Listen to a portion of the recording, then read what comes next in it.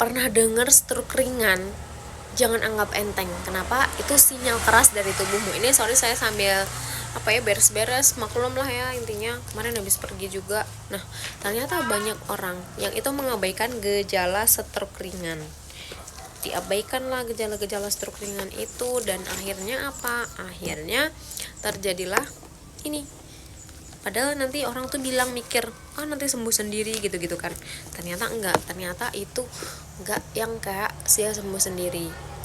Nah, dia itu padahal 1 dari 3 penderita itu tadi stroke ringan itu mengalami stroke besar juga dalam 1 tahun jika tidak ditangani. Ini sih kalau telat penanganannya bahaya banget.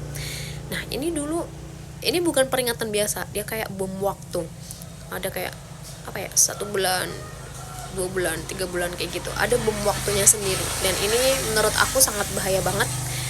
Karena waktu itu pamanku juga kena stroke, paman Ari kena stroke itu dia nggak ada kayak tanda-tanda dulu, dia cuman kayak sering rasain kesemutan, tapi kesemutannya biasa, nggak yang dirasain banget. Dan akhirnya kena stroke itu setelah beberapa tahun kena stroke. Itu awalnya juga cuman pingsan, jadi nggak expect kalau beliau tuh kena stroke, karena awalnya cuman pingsan doang, dibawa ke RS, itu ternyata koma 4 hari.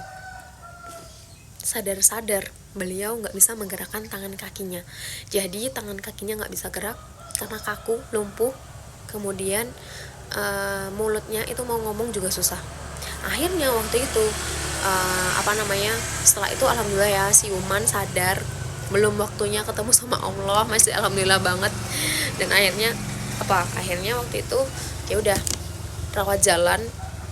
Terus habis itu rawat jalan ditaruhlah di nemu sama herbal Cina. Itu dikasih tahu sama temennya yang ada di Indonesia, karena beliau posisi di Arab ya.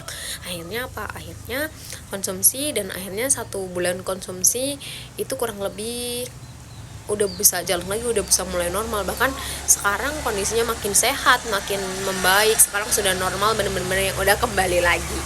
Dan itulah yang awalnya saya tidak percaya kok bisa gitu, bisa lepas dari batu 4 dari seterukan operasi.